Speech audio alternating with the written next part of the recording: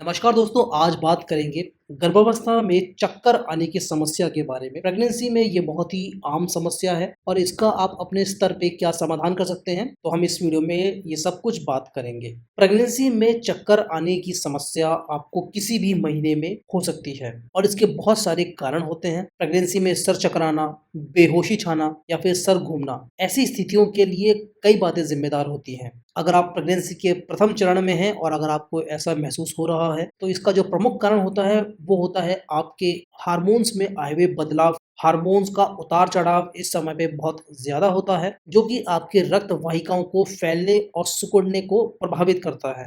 तो जो ये हार्मोन्स आपके बढ़ते हैं या घटते हैं, इस वजह से जो रक्त प्रवाह है वो बच्चे तक बढ़ता है, लेकिन इसके फलस्वरूप आपके ब्लड प्रेशर को ये नॉर्मल से भी कम कर देता है, जिससे आपको लो ब्लड प्रेशर की शिकायत हो सकती है और जिसके कारण ये चक्कर आने जैसी समस्या आपको हो सकती है। दूसरा कारण दोस्तों ये हो सकता है कि कुछ गर्भवती महिलाओं को इस समय पे भूख बहुत कम लगती है, जिसके कारण वो कम खाना खाती हैं और इसके फलस्वरूप जो ग्लूकोज का लेवल होता है खून के अंदर, वो बहुत ज़्यादा कम हो जाता है।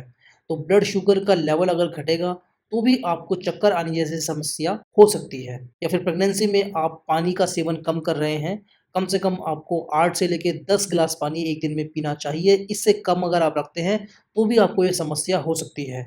खाना आप नियमित तौर से खाएँ, भूख कम लग रही है तो कम-कम खाना खाएँ, लेकिन आप खाने को ज़्यादा बार खाएँ। 6 से लेके 8 भागों में आप खाने को बाँट लें, समय को बाँट लें और उसी तरीके से आप कम-कम भोजन खाएँ, लेकिन कम-कम अंतराल में खाएँ। जिससे कि आपका जो ब्लड शुगर है वो डाउन नहीं होगा और आपको चक्कर आना, बेहोशी इस तरीके की समस्या नहीं होगी। फिर दोस्तों एक कारण ये हो सकता है कि जब गर्भ में बच्चे का आकार बढ़ता है, दूसरी और तीसरी तिमाही में जब बच्चा भारी होता है, तो उसका भार जो होता है आपकी रक्त वाहिकाओं के ऊपर आ जाता है, जिससे इन रक्त वाहिकाओं में जो रक्त का प्रवाह होता है वो प्रभावित होता है, ऊपर और नीचे होता है और इसके परिणाम स्वरूप जो मस्तिष्क में जाने वाला रक्त संचार है वो भी प्रभावित होता है और इसी के कारण आपको चक्कर आने जैसी समस्या होती है। प्रेगनेंसी में आपको कहा जाता है कि आप कोई भी काम करें, आराम-आराम से करें। अगर आप बैठे हुए हैं तो खड़े आराम से होएँ, खड़े हैं तो बैठें, किसी चीज़ का सहारा लेके बैठें और आराम-आराम से करें। क्योंकि इन सब कामों को या किसी भी काम को अगर आप जल्दबाज़ी से करते हैं, तो आपके आँखों के आगे अंधेरा छा सकता है, आपको बेहोशी जैसा प्रतीत होता है, कमज़ोरी महसूस होती है। तो थोड़ा-सा आपको समय देना है, एकदम से आपको खड़े होने या फिर एकदम से बैठने से आपको बचना है, नहीं तो आपको सर चकराने की शिकायत हो सकती है। प्रेगनेंसी में कुछ महिलाओं को एनीमिया की शिकायत होती है, यानी कि उनके रक्त में हीमोग्लोबिन की लेवल बहुत कम हो जाता है, आयरन का लेवल बहुत कम हो जाता है, जिससे कि हीमोग्लोबिन बनता है। तो इस वजह से भी शरीर के अंदर ऑक्सीजन की सप्लाई बाधित होती है। मस्तिष्क तक जितना ऑक्सीजन चाहिए होता है, उतना ऑक्सीजन नहीं पहुँच पाता है और ये भी एक बहुत बड़ा कारण होता है गर्भावस्था के दौरान चक्कर आने का। एक जो सबसे बड़ी गलती महिलाएँ गर्भावस्था में करती हैं, वो करती हैं सोने के तरीके को लेके। एक बात आप संक्षिप्त में जान लीजिए कि आपको कभी भी प्रेगनेंसी के दौरान पीठ के बल और पेट के बल नहीं सोना है। आपको सबसे बढ़िया है कि आप बाईं करवट लेके सोएं या फिर आप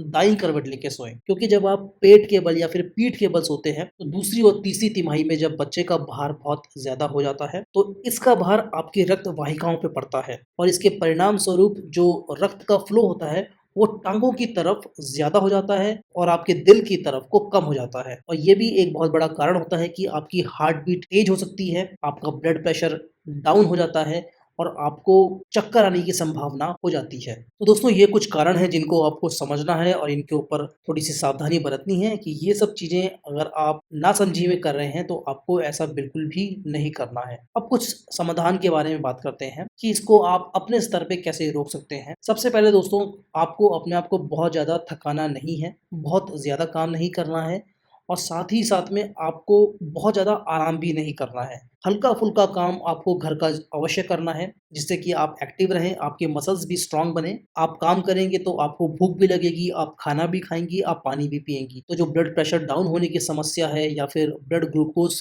के डाउन होने की समस्या है, ये आपको बिल्कुल भी नहीं होगी। आप जब बैठे हुए हैं तो उठें आराम से, उठते और बैठते समय थोड़ा-सा समय लेके उठें। एकदम से आपको ये काम नहीं करना है। बहुत मसालेदार, बहुत तीखा खाना आपको नहीं खाना है, जिसमें बहुत ज़्यादा फैट होता है, ऐसे खाने को आपको अवॉइड करना है। और सबसे ज़रूरी बात है दोस्तों कि आपको सोने का तरीका अपना बदल लेना चाहिए। अगर आप ये वीडियो फर्स्ट ट्राइमेस्टर में देख रहे हैं, यानी कि पहले, दूसरे और तीसरे महीने में देख रहे हैं, तो आपके लिए बहुत ही उत्तम समय है कि अभी आप अपनी इस आदत को बदल दीजिए। आपको बाएँ करवट लेके सोना सबसे अच्छा आपके लिए माना गया है, या तो फिर आप दाईं करवट लेके सोएँ, लेकिन पीठ के बल और पेट के बल जो ये सोने की आदत है आपकी, इसको कम से कम प्रेगनेंसी के दौरान बिल्कुल छोड़ दें, क्योंकि इससे आपके बच्चे का विकास भी प्रभावित होता है, वो भी बाधित होता है और साथ ही साथ में आपको भी कई प्रकार की समस्याओं का सामना करना पड़ता है। ये समस्या दोस्तों, अगर आपको इन समाधान अपनाने से सही हो रही है तो बहुत अच्छी बात है, लेकिन अगर आपकी ये समस्या लगातार चलती ही जा रही है, तो आपको तुरंत अपने डॉक्टर से मिलना चाहिए। इस वीडियो में इतना ही था। वीडियो पसंद आई हो तो वीडियो को लाइक अवश्य करें, चैनल को सब्सक्राइब करें। मिलेंगे अगली वीडियो में। नमस्कार।